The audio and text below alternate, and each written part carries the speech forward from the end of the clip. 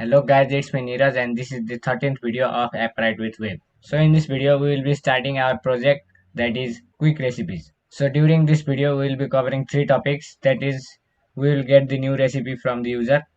After that we will add the recipe to database, and at last we will read the database and display it in table. So let's get started. So I have opened my project in VS Code and started its server. Now it is running on localhost 3000. So this is our project. Now let's get the food name, ingredients and recipe from the user. Let's go to components and form. I will be using use state to store all the data entered by the user. Let's go to Apprite console and our project.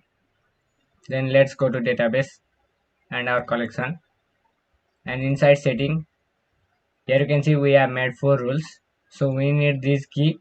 So let's copy them.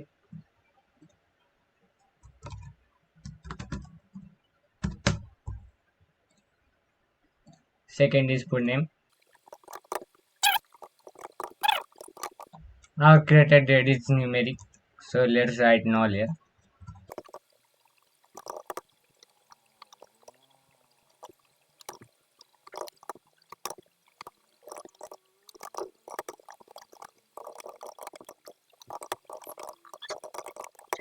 So here you can see after user entered the new food name, onChange will be triggered and this will pass the event, and it will set the new recipe to the event.target.value and store it in food name. Same goes for ingredients and also for the recipe. So when add new recipe button is clicked, then this will trigger add new recipe and this will pass the event, and this will prevent the page from refreshing. So before adding our document to the database, we need to create a session for the user.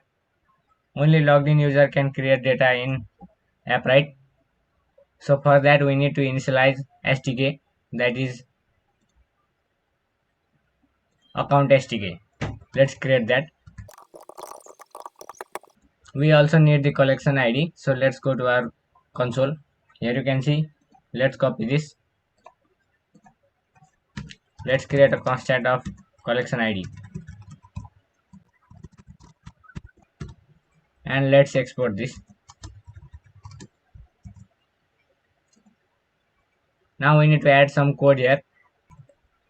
I will provide this code in the description as well. Let's make this asynchronous. And let's import collection ID, account and database from Apprite config. Now after this function gets triggered, this will prevent the page from refreshing, and this will create a new date, and this will create a new date and set the created date to current date. Now this will get the current session of the user and store it in user, and if user exists, then this will create a document and pass in the collection ID and new recipe. Otherwise it will create an anonymous session and this will create document and pass in the collection ID and new recipe. Now let's give it a try.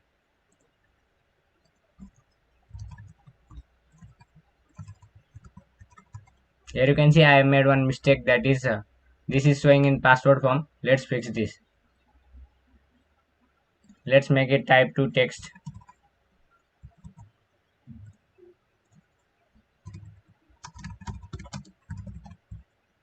Let's click on add new recipe. Here you can see new recipe has been added and it is returning the JSON data that is coming from the Apprite. Let's go to Apprite console and click on this collection. So let's refresh this. Here you can see created date is 0. We need to fix this. Food name is JMO, ingredients is 123 and recipe is this. So to fix that, let's go to our code and let's delete this. We can also delete this one, and we will pass an object with created date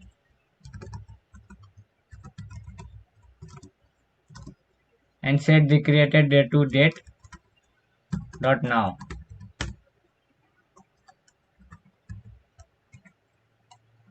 and then we will spread the new recipe state.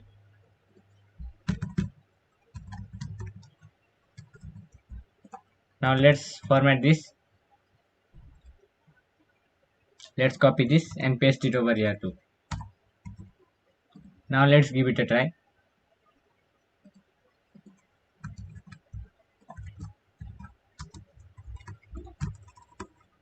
Let's click on add new recipe.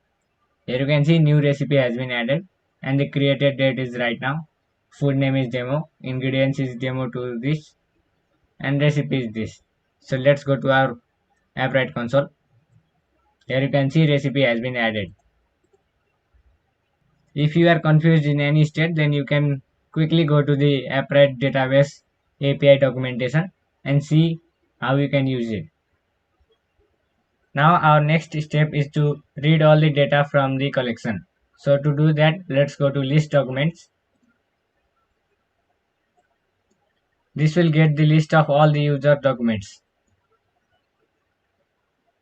We will be using list documents method and pass in the collection ID.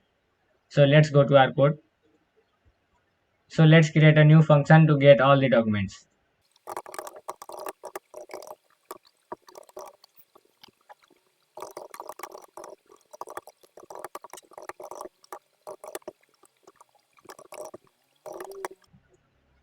So here you can see I have used use effect to get the documents, and this will trigger the get documents function. After this is triggered, then this will get the documents from the database using this collection ID and log it in the console. So let's see. So here you can see I have got one object saying documents and some, and inside document we can get all our documents that are stored in our database. So let's log the documents only.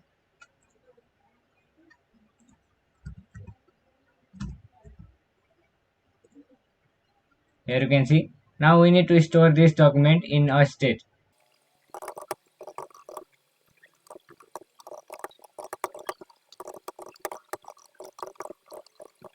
So here you can see I have got an array of documents that is stored in an state. Now let's map through it to make a table. So to map through the list of documents, we need to transfer this to the table component. So let's cut this and add it to table. And let's import. We can remove use effect from here. And let's import use effect and use state in table component. Now we can map through the list of documents.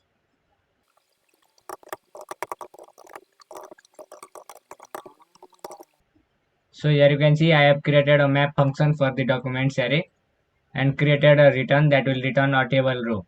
Now we can replace this hard-coded text with document that we got from the AppWrite database.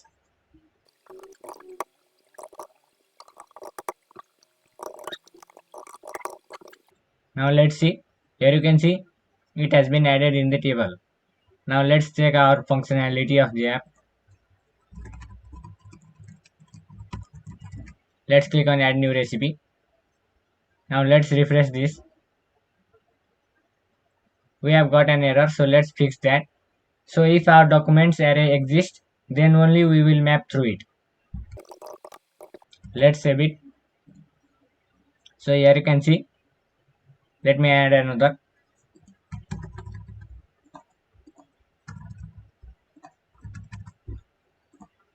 Now let's refresh. So here you can see new recipe has been added and it is showing in the table. So inside use effect we can add the dependency of documents state so that it will refresh every time this documents changes. Now let's give it a try. So here you can see it is added instantly. So this much for today. If you like the video, don't forget to give a thumbs up. See you on the next video.